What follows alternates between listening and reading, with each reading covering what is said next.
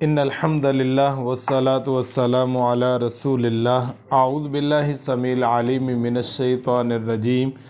بسم اللہ الرحمن الرحیم۔ قربانی کے سلسلے میں ہماری گفتگو جاری و ساری ہے، اور آج کی گفتگو ہے کہ قربانی کے کتنے دن ہیں، کتنے دن قربانی کی جا سکتی ہے۔ آئیے ہم اس کے تعلق سے دیکھتے ہیں احادیث میں اور فقہاء میں۔ حضرت انس بن مالک رضی اللہ تعالیٰ عنہ سے مروی ہے کہ رسول اللہ صلی اللہ علیہ وسلم نے فرمایا، من ذبح قبل الصلاۃ فانما ذبح لنفسہ، جس نے نماز سے پہلے جانور ذبح کیا تو اس نے محض اپنے نفس کے لیے ہی ذبح کیا۔ ومن ذبح بعد الصلاۃ فقد تم نسکہ واصاب سنت المسلمین، اور جس نے نماز کے بعد ذبح کیا اس کی قربانی مکمل ہوئی اور وہ مسلمانوں کی سنت کو پہنچا، مسلمانوں کے طریقے کو پہنچا۔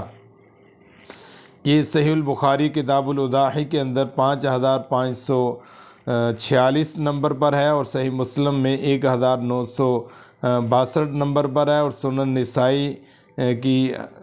کے اندر اور مسند احمد کے اندر اور ابو یعلا اور بہقی وغیرہ کے اندر یہ روایت موجود ہے۔ اس سے یہ پتہ چلا کہ عید کی نماز پڑھنے کے بعد قربانی کرنی چاہیے۔ اسی طرح رسول اللہ صلی اللہ علیہ وسلم نے فرمایا کہ من کان ذبح قبل ان یصلی، جس نے نماز سے پہلے قربانی کی وہ اس کی جگہ دوسرا جانور قربان کرے، یعنی اس کی وہ قربانی نہیں ہے، وہ عام صدقہ ہے۔ تو قربانی کتنے دن ہے؟ ایک تو یہ سمجھ آ گئی کہ عید کی نماز کے بعد، عید والے دن ہم نے قربانی کرنی ہے، اور عید کی نماز پڑھنے کے بعد ہم نے قربانی کرنی ہے۔ حضرت جبیر بن مطعم رضی اللہ تعالیٰ عنہ سے مروی ہے، وہ بیان کرتے ہیں کہ رسول اللہ صلی اللہ علیہ وسلم نے فرمایا، کل ایام التشریق ذبح، تمام ایام تشریق قربانی کے دن ہیں۔ یہ رسول اللہ صلی اللہ علیہ وسلم کا فرمان صحیح الجامع الصغیر کے اندر 4537 نمبر حدیث پر یہ بات موجود ہے۔ مسند احمد کی چوتھی جلد میں حدیث نمبر 82 اور ابن حبان کے اندر 3854، اور اسی طرح بہقی اور فتح الباری اور زاد المعاد وغیرہ میں یہ حدیث موجود ہے، اور یہ حدیث صحیح ہے۔ کل ایام تشریق ذبح، کہ ایام تشریق کے تمام دن یہ قربانی کے دن ہیں، ان تمام دنوں میں قربانی کی جا سکتی ہے۔ اب ایام تشریق کیا ہے؟ اس میں فقہاء کا اختلاف ہے، اور جس کی بنیاد پر کہا جاتا ہے کہ قربانی کے دن 3 ہیں یا 4 ہیں۔ امام شوکانی رحمۃ اللہ علیہ وہ اس کے بارے میں فرماتے ہیں کہ ایام تشریق یوم النحر ہے، یعنی پہلا عید کا دن، اور اس کے بعد 3 دن ہیں۔ گویا کہ ان کے نزدیک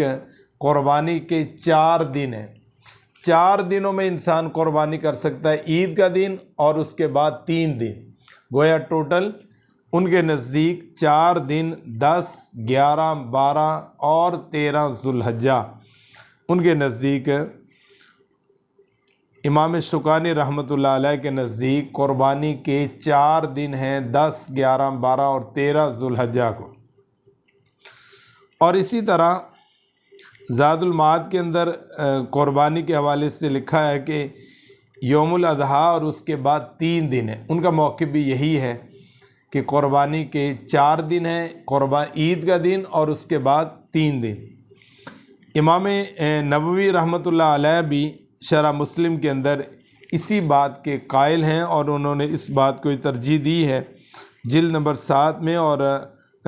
128 نمبر پر انہوں نے یہ بیان کیا ہے۔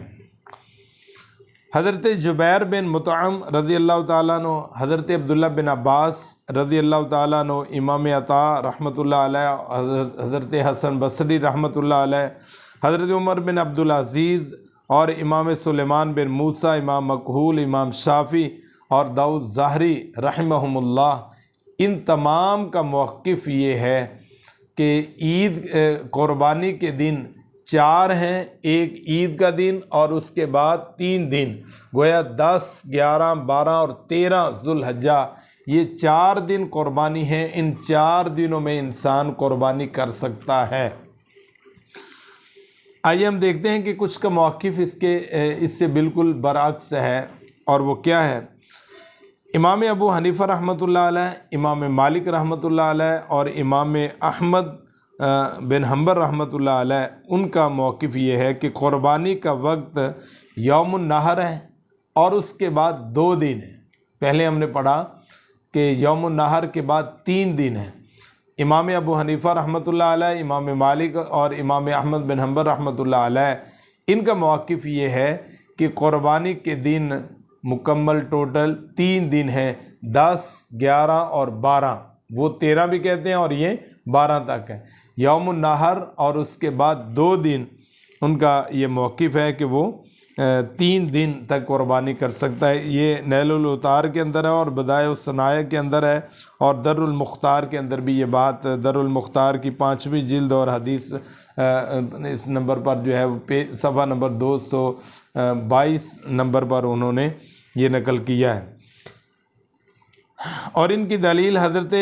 ابن عمر رضی اللہ تعالیٰ عنہ، حضرت انس رضی اللہ تعالیٰ عنہ اور حضرت علی رضی اللہ تعالیٰ عنہ سے مروی یہ اثر ہے، یعنی اثر جو انہوں نے، ان کا موقف اور قول ہے صحابہ کا، حضرت عبداللہ بن عمر، حضرت انس اور حضرت علی رضی اللہ تعالیٰ عنہ، اور وہ کیا ہے کہ قربانی یوم الاضحیٰ کے بعد 2 دن ہے، اور یہ ان کا موقف موطا امام مالک کی جلد نمبر 2 اور 487 نمبر پر انہوں نے اس کو نقل کیا ہے۔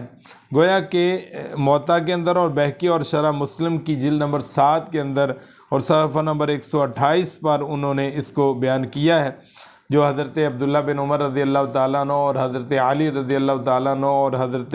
انس رضی اللہ تعالیٰ عنہ سے ان کا اثر بیان کیا ہے کہ ان کا اپنا یہ قول ہے کہ قربانی عید کے 2 دن بعد ہے، یعنی ایک عید کا اور 2 دن بعد، یعنی 3 دن تک جو ہے وہ آدمی انسان اپنے جانور کو قربان کر سکتا ہے، قربانی کر سکتا ہے۔ تو 2 موقف ہمارے سامنے ہیں، ایک 4 دن اور ایک 3 دن، ایک عید کے بعد 3 دن اور ایک عید کے بعد 2 دن کے موقف ہیں۔ آئیے ہم دیکھتے ہیں دونوں میں سے راجح کون ہے۔ تو راجح جو موقف ہے وہ امام شافعی رحمۃ اللہ علیہ کا ہے، اور حضرت عبداللہ بن عباس کا، اور امام عطا اور داؤد ظاہری اور ان لوگوں کا، امام شوکانی رحمۃ اللہ علیہ اور امام نووی رحمۃ اللہ علیہ کا قول جو ہے وہ راجح ہے، اور ان کا قول اور ان کا جو اجتہاد اور ان کا جو فتویٰ ہے وہ 4 دن کا ہے کہ قربانی ٹوٹل 4 دن تک جو ہے وہ عید الاضحیٰ اور اس کے بعد تک 3 دن تک جو ہے وہ قربانی کی جا سکتی ہے۔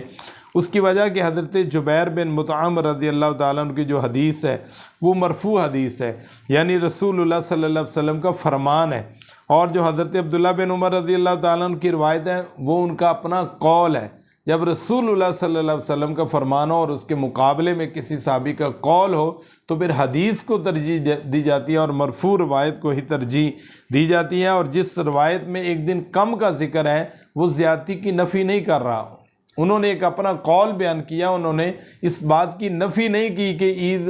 جو ہے وہ قربانی کے 4 دن نہیں ہے، تو لہذا ان کے مقابلے میں رسول اللہ صلی اللہ علیہ وسلم کا جو فرمان ہے کل ایام تشریق ذبح،